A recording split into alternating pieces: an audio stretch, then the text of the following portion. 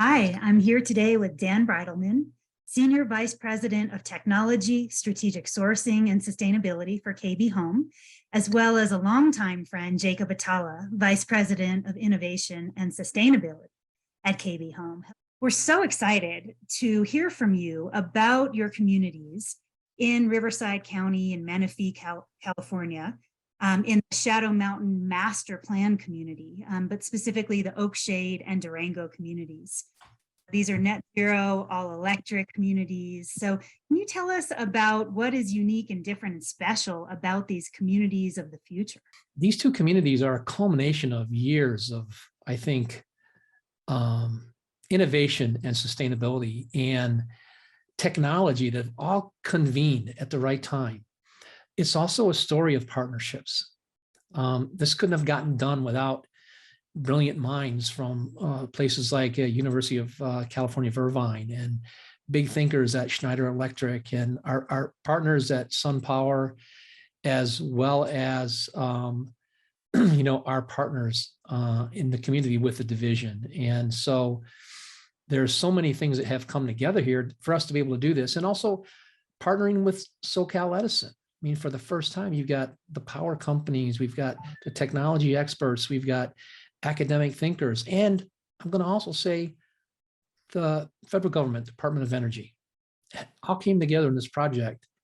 And it sort of just came through in terms of how do you take a big idea and build resiliency into a community in today's environment, make it affordable for a first-time home buyer, and do some research on how to effectively be able to continue to make this better and roll it out. So the idea was a resilient community that on its own, a home, take a house, the envelope itself is so innovative and so good that it requires very little power in the first place and is built to the Department of Energy's Zero Ready standard. So each house has its own power plant on the roof. It has a battery storage in the garage.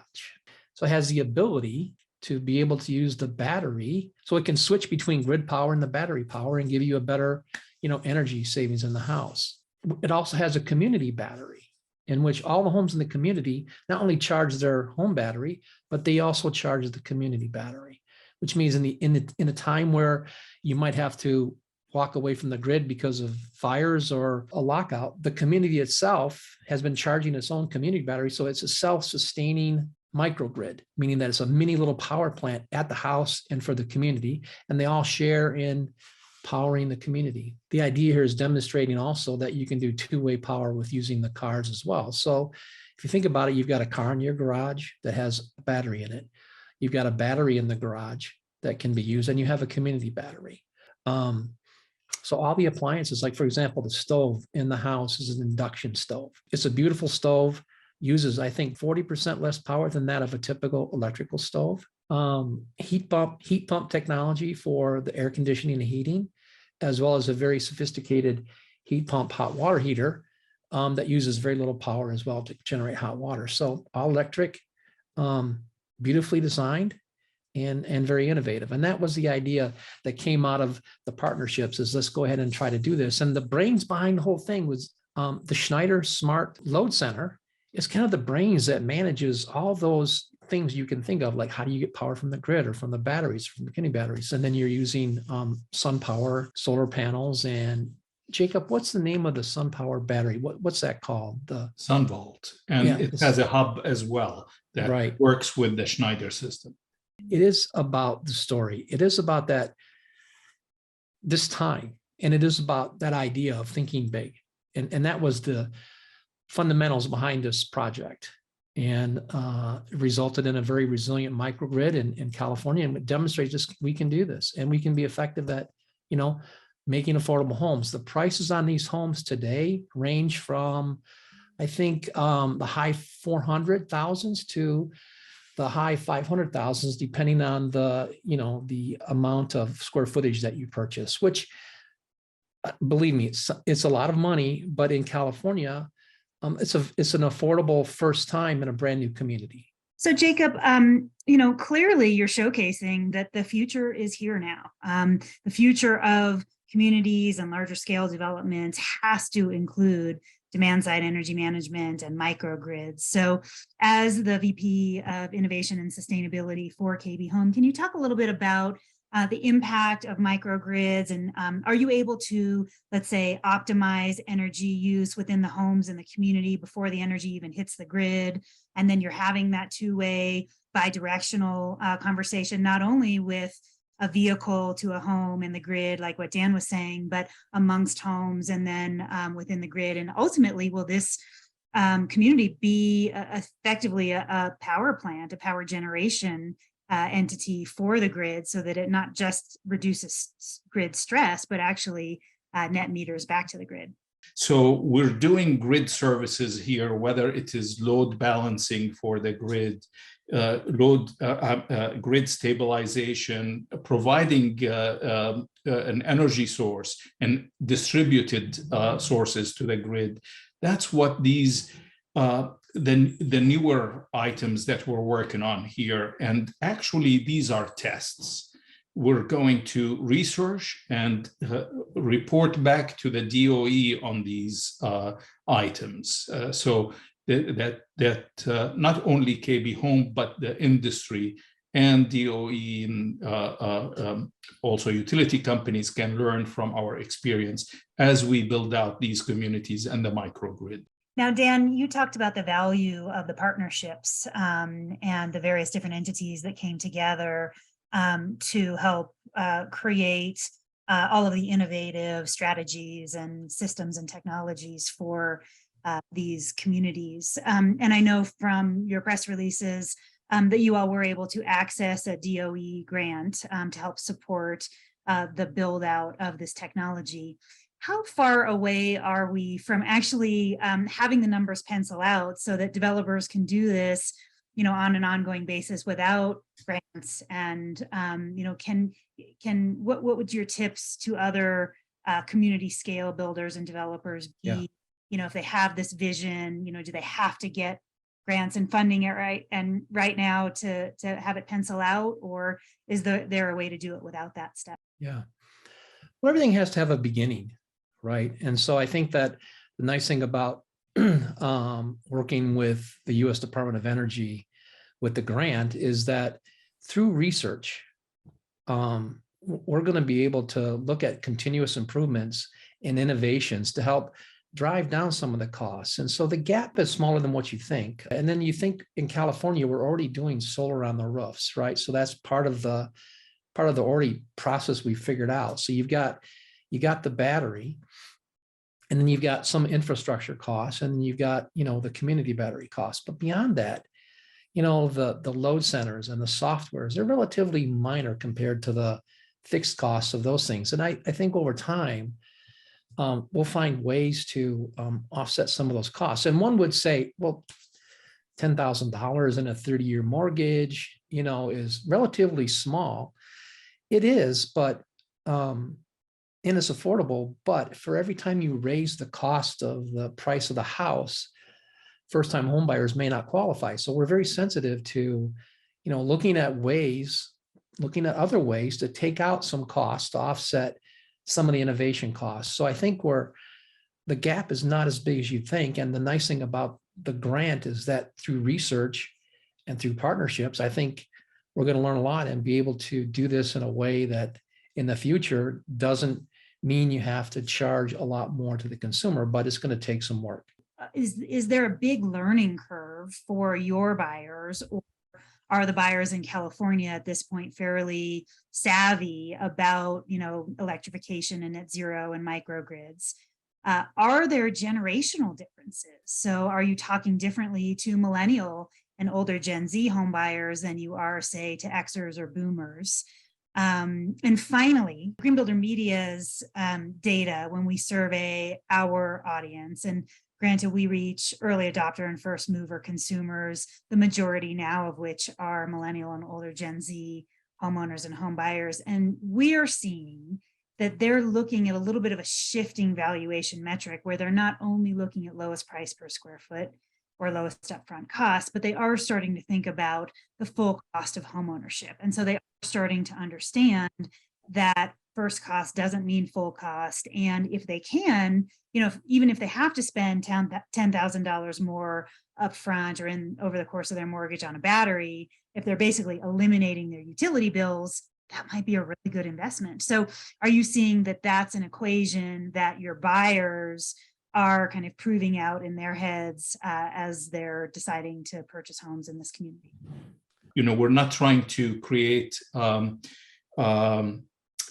techie homeowner, if you will. What we're trying to do is create the two things they want as far as energy. They want it stable and they want it at low cost or lower cost and a predictable cost into the future. So in this community, we have workforce homeowners. We have also retirees. And both of them are cost sensitive, and they both understand, and we also help with marketing tools, help them understand that it's the total cost of ownership that you want to really focus on. And that then opens their mind to, okay, it could be, like you said, Sarah, it could be $10,000 more, even though in this case it's not that, but it helps them understand that their total cost of ownership is going to be less.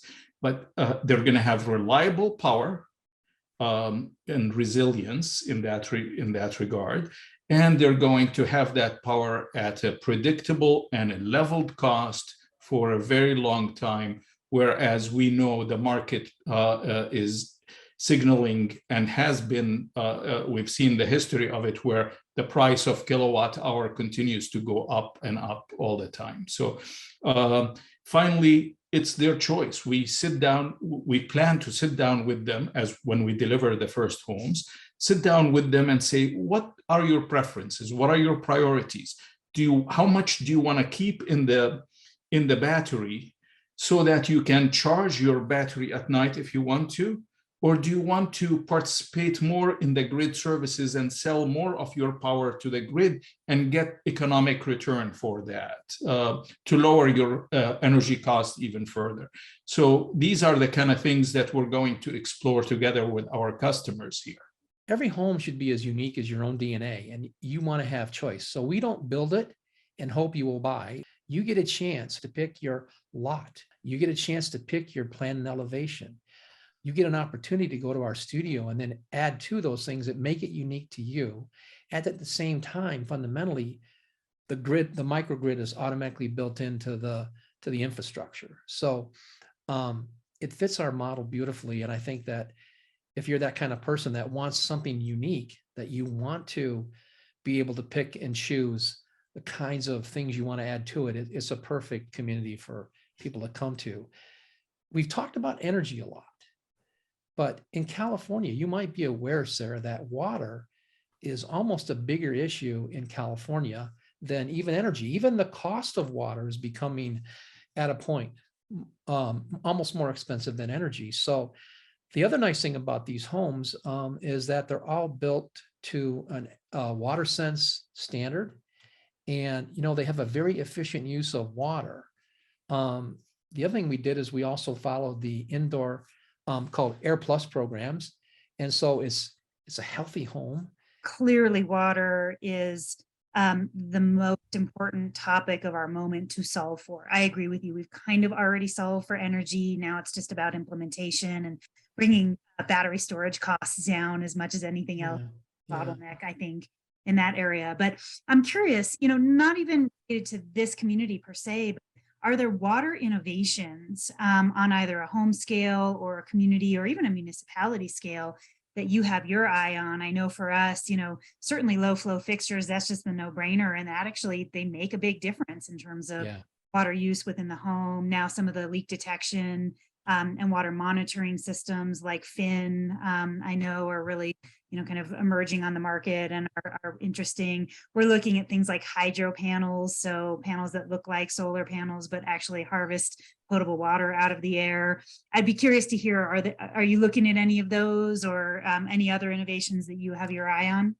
We've got repetitive motions on what it takes to build an efficient, water efficient home and water efficient fixtures. But I think it is the next frontier. water. And if you think of anything more precious to us in life, it's water. And so everything that you mentioned, even to the point of sensors in terms of like, sensors of where you may have things that are using more water than not to tell a homeowner electronically, hey, you've got, you're using more water than you should, or a sensor on, just input to your house. But even using gray water, and how do you do it attainably? How do you do it efficiently? And we got a lot of work to do with, permitting and getting government agencies also to recognize that using gray water for the outside and for other things is a feature that we're going to have to do going forward. So I think it's been one of our key strategies. I do think there's a frontier in front of us, and it's going to be fun to watch how that one grows. So the homes we build in the Southwest go beyond use of WaterSense fixtures to being WaterSense labeled homes, similar to certifying to Energy Star or other above code standards. So they're rated with HERS H2O, and when appropriate, they and reaching HERS H2O 70 or less, they are WaterSense labeled homes. We hear that monitoring energy and water and even indoor air quality changes homeowner behavior. Can you corroborate that that is indeed the case? An integration of a resilience monitoring system that's integrated with your home that drives behavior ultimately will be much better than little point solutions that you have to try to drive that tend to be fun and kitschy, but they maybe don't help you really change and drive to a benefit of either improving your electricity or improving water. Or it's interesting to know how much electricity my refrigerator is using, but did it really change how I use my refrigerator? I don't know. So I think there's this is my opinion, and my opinion is just my opinion, but I think there's some work to do with creating more of a resiliency monitoring system that's connected, that's not special, that will run on the platforms that run on your phone without having to require a whole bunch more technology and passwords and things like that. How we step forward is with do it for me kind of thing, rather than having to need a lot of user interface. Set it and forget it, another word, set it once, set the rules, what works for me, and then do it for me. So we start borrowing from the future, from AI, and as Dan said, something that kind of brings these things all together. Clearly, we can't make the shift in our industry unless we get the appraisers and the realtors and the lenders on board to appraise sustainability and to include energy efficiency and water conservation into mortgages and resiliency and things like that. So are you starting to see shifts in those kind of peripheral sectors? Are you starting to see mortgages that are incorporating either sustainability or resiliency, or at least energy efficiency? Tell me a little bit more about what you're seeing in California and just across the nation on that front. There's definitely glimmers of certainly mortgages that are based on, the resale value of a home that's Energy Star qualified, and there's a number of things like that are happening, and there's been a lot of work with local governments and agencies to get permitting done, especially like when you talked about doing a microgrid. This was very unique, and so I do see that there's very positive momentum with everybody to move forward, because we're all kind of living in this world together. But there's still work to go there for sure, and one step at a time, and you prove things work out, and then you go on to the next one. For example, in the early days of when we adopted solar, we were asking the appraisers that worked in our communities to take a solar class that we offered. Okay, our partner, SunPower, offered. Take that class, learn about solar and the value of solar and how to evaluate it, and then appraise our homes. And that's really something that then it became a very normal kind of thing. The same today, we have to do a little bit more education or use new tools to kind of pave the way for the technologies and solutions of the future. I'm really proud of the progress that KB Home has made in, setting the foundation for us to have a strategy around sustainability. But we've always known that you can't ask people to pay for it. You've got to figure out ways to innovate and reduce the costs, but still have a balanced approach to attainability, because you could build the most efficient home in the world that nobody could afford. And that's not a good solution. Dan and Jacob, thank you so much for being so generous with your time today.